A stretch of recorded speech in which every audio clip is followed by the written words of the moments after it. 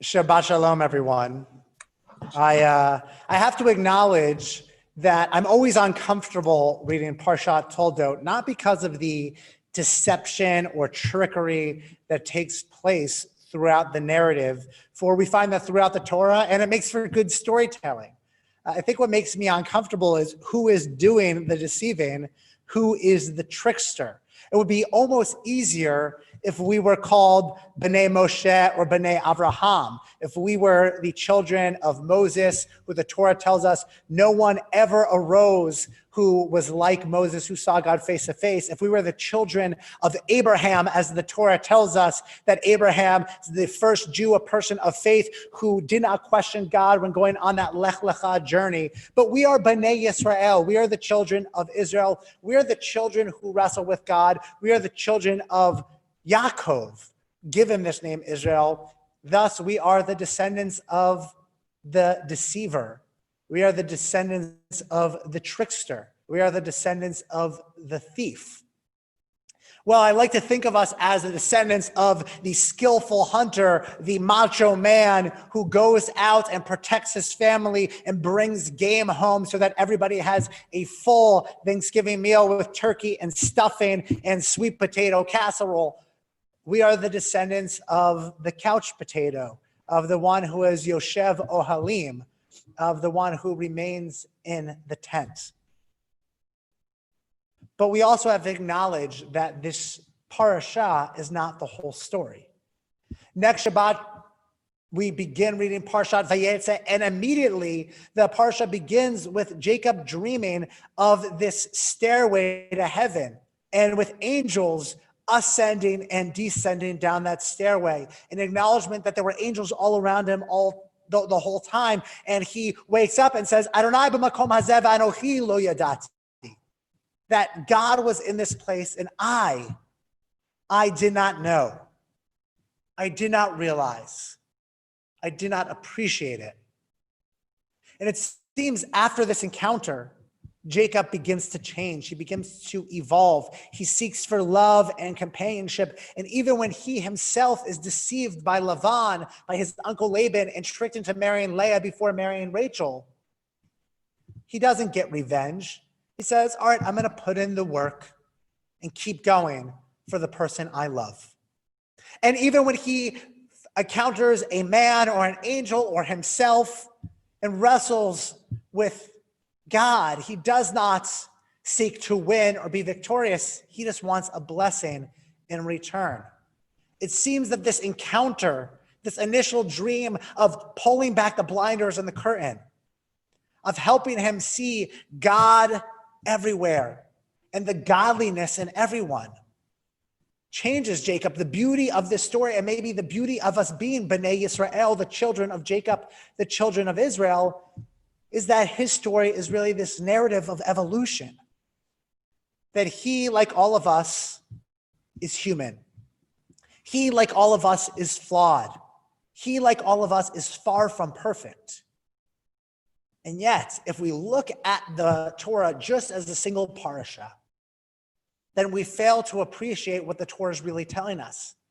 That he, like all of us, constantly goes on a journey to try to be better, to not compare ourselves to the Esavs around us, to not worry about the birthrights that somebody else has or the blessings somebody else receives.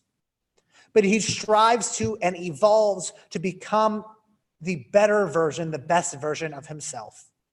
He strives, and in doing so, sees God in one another. When he sees Esav in the distance, years later, he does not try to trick him again.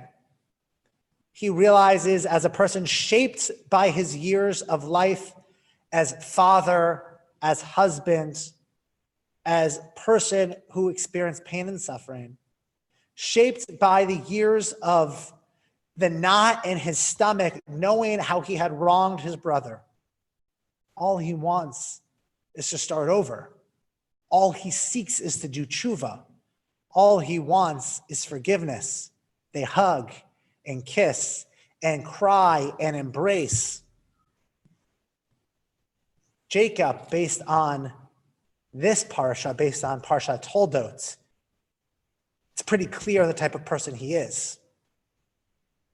It seems that there's no changing this person. And yet, by the time we get to the end of Bereshit and Jacob is on his deathbed, he's a totally different person. He's grown. He's changed. He's evolved for the better.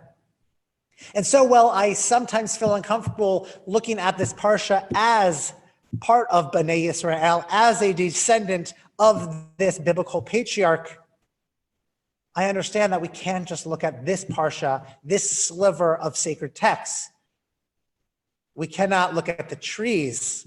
We need to look at the whole forest.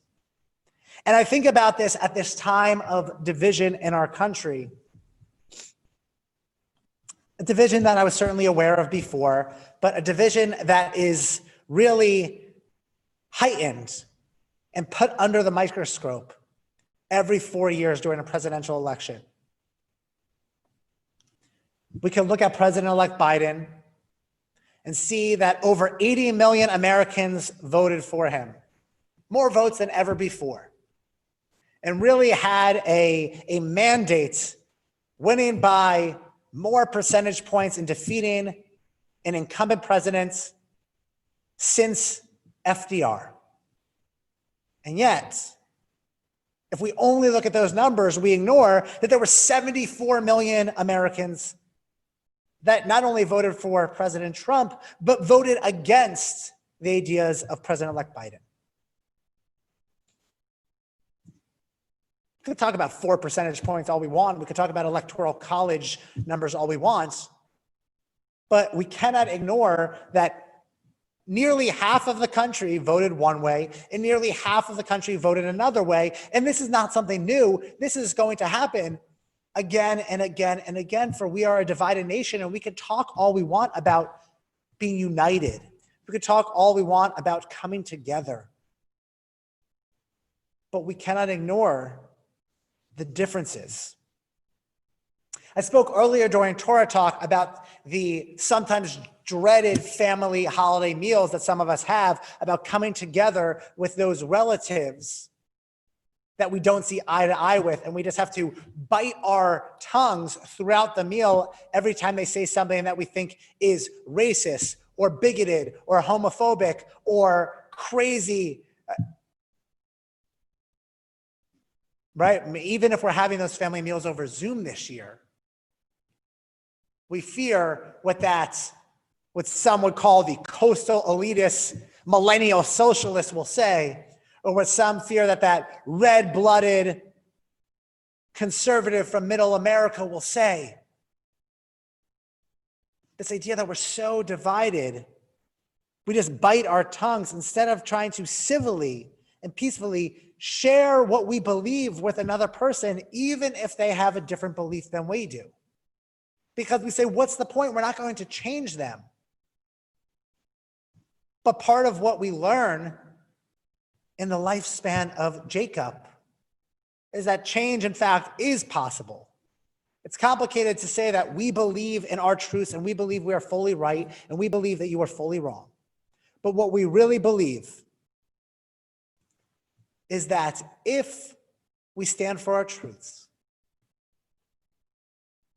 then we also understand that a Torah that believes that change is possible, that evolution in character is possible, that the one who is the trickster, that the one who deceives others, that the one who only cares about themselves, even in such a way that it harms those closest to them, could still evolve into a righteous person, a person worth celebrating, a person worth having an entire nation named after them, coming from them. When Jacob sees that God was present all around him in his life and he did not know it, he begins to see the godliness in those around him, in his fellow, in his brother, and others, seeing that they too are made in divine image. And once we're able to begin understanding that each other are made in God's divine image, then maybe we're able to change and evolve as well. Maybe we won't be the divided states of America, but we'll be the United States of America. And I don't imagine a time when 80% of Americans will ever vote one way or another. But I do believe there will be a time when we won't be so divided, when there won't be such a schism that even almost 3 weeks after Election Day, a large percentage of this country believes that the election was fraudulent and stolen, a narrative that continues. I believe that there will be a time, as long as we keep speaking our truths, that others who believe differently than we do will be able to evolve and see the godliness in somebody, in another who sees the world differently than them. And it's hard, it's difficult. It seems, as I said, impossible at times when we're so divided. And yet, we find in the middle of our parsha, Isaac and his family residing in Gerar in the same way his father Abraham did during a famine. And the Torah tells us that Isaac encounters the same wells that his father once dug up. Vayachpor et be'erot hamayim asher hafru beyemei Avraham aviv. And Isaac digs up the wells that his father had dug. Vaisat mum plishtim achrei mot Avraham. Wells that the Philistines closed up, filled with earth after Abraham died. Vayikra lahem shmot keshemot asher kara lahen aviv. And gave them the same names that his father gave them. Isaac is doing the same exact thing his father did, doing the same work, even when others filled up those wells. He believes in his truths and is going to start working even harder to continue down the path of his father. Even when it seems like you're pushing a boulder up a mountain, he takes a shovel and keeps digging. No matter what obstacles may be in our way, and no matter the division in our country, or felt at those family meals in person, Zoom or otherwise, may we never stop digging our wells. And even when they are filled up, stopped up, we dig them again in hopes that those who once thrived on deception, thrived on succeeding in a way that made sure others failed, will one day see God everywhere and in everyone, and will pick up that shovel and start digging right along next to us. Amen.